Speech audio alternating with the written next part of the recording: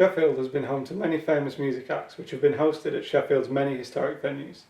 The Boardwalk, which first hosted the Arctic Monkeys, has since closed, but other venues such as Leadmill, which first opened in 1980, are still open and in fact thriving. Arguably one of the most popular of Sheffield's historic venues is Forum Cafe Bar. Opening in 1992 in the heart of the city on the corner of Division Street facing Devonshire Green, Forum has become somewhat of a household name in Sheffield. The bar also has an affixed brewery where they brew beers for True North's many venues across South Yorkshire and Derbyshire. They have also won a multitude of awards and were runner-up in the latest Sheffield Best Bar None Awards. As a company, we changed to True North Brew Co in 2016, just to fully show that we're now brewing stuff. We started brewing our own beer in 2015 and created our own brewery from there. So the gin is made in-house. We started making that, I think that was also 2016, using like locally sourced ingredients. So for example, we've got like Henderson's relish in there, we've got Sheffield honey that goes into all our gin, what have you. Pretty much all the products we try and use are all locally sourced, just trying to keep it Sheffield, South Yorkshire based, Derbyshire. We just do it to try and stay in contact with Sheffield, stay true to its roots, South Yorkshire, Derbyshire. I think it's good, it represents the company well, that this is where we are from. We are a South Yorkshire, Derbyshire based company. We were born and bred here. So I think it's just important to stay local and support what's around. Forum is tied to Sheffield's recent history. Arctic Monkeys have played there and Sheffield's own Tramlines has heavy links to the bar. It used to be absolutely crazy because when Tramlines first started, the main stage was on Dev Green. The main stage was on Dev Green, so it meant that it was chaos here. I think one of our best days we took about 45 grand in a day, which is just crazy numbers, a lot of money. Just constantly busy. It still is very busy. We have live music acts on. They still have a stage out on Dev Green. However, it's not the main stage anymore. That's moved over to Hillsborough Park now. But it still draws a lot of attention. You've got live music just out on the streets. Usually there's a car driving around with speakers, just blasting music. It's like the central hub of it all, really. And Forum gets very, very busy for it. I like going to the Forum because I love the friendly atmosphere that's created by the staff there. They have a large selection of drinks that are available and they're always willing to help you find something new and interesting. The food there is fantastic, it's a great price and you're never waiting long, which is a plus. But I'm going to be biased, I think it's great. It's fast-paced is how I'd describe it best. It's fast-paced, quick-moving environment. You need to be on your toes. You've got to bring your A game. But it's also, for me, it's the most fun job. I love my job. I love working at Forum. So, on a Saturday night, you'd come into Forum and the whole of the dance floor would be packed. Tons of it, like the entire beer garden was covered in our orange deck chairs, which a lot of people like.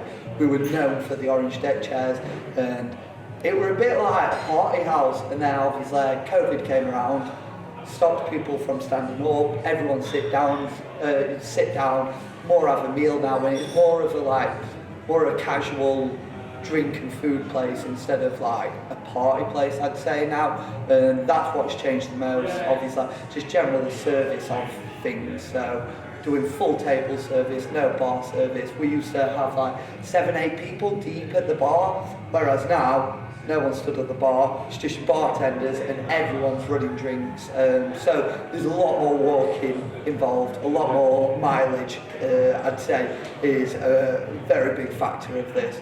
But also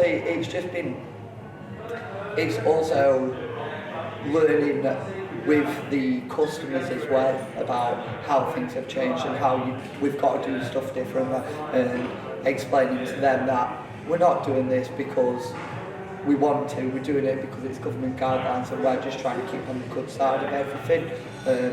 But it's changed a lot. It's changed a lot, but I think it's a positive change.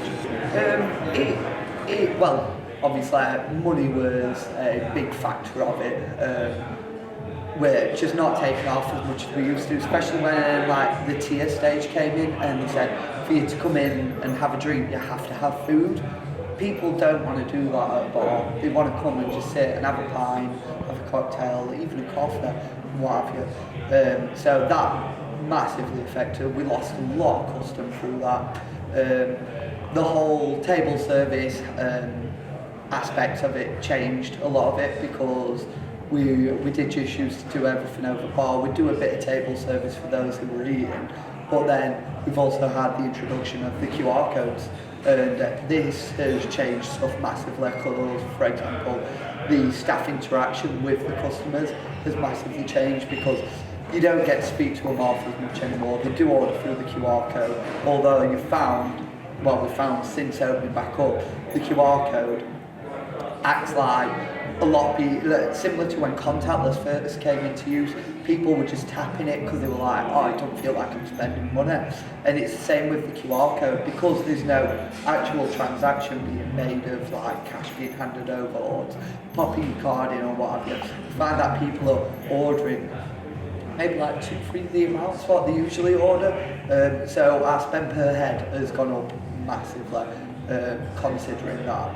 Now that we're how many weeks back into being, getting close to normality, seeing that people are still being like that, I think that shows that it's not just being cooped up. Everyone's had that time to get it out of the system, go out and party, yet they're still doing it. So I think that shows that it is just the QR code system that changes people's kind of perception of how they are spending money in bars and restaurants. For me, I'm big, the reason I love hospitality is it's a bit of a selfish thing, but making customers happy makes me feel good about myself, so that's why I love it. Definitely losing that interaction with customers, it's hit hard and I do miss it loads, but it's just part of the rules that we've had to go through, so I'm sure it will come back. We'll start doing way more table service, just dealing with customers a lot more rather than just saying, right guys, do you mind popping onto a QR code for me? That will come back and that is what I'm looking forward to the most. But yeah, it's definitely what hit the hardest and I missed the most and made this lockdown transition pretty hard. Going back to what I spoke about when talking about tram lines, we are almost like a central hub of the city centre, especially this part of town, Dev Green, West Street, Division Street, Forum is a staple here, like I said earlier, we've been here since 1992, since before I was born, so we're a household name in Sheffield, being at Forum, and that's always drawn me to it, and it just being crazy and manic, I love it, I live for it, so yeah, that were always what drew me here, just being back in the city centre. What did the company do to help support Forum during such a tough time? So Kate, our managing director, he actually sold one of his properties and gave £100,000 towards the company just to pay for the staff furlough. We got 80% furlough throughout, which is obviously generous considering how long we were actually short. So they supported all their staff in that aspect, said to everyone, if you need anything, call out, we'll do our best to help you out. They have been incredibly supportive throughout. But what plans are in the future for True North? The QR codes are going to be staying, just because we've seen that they work and people are spending that money.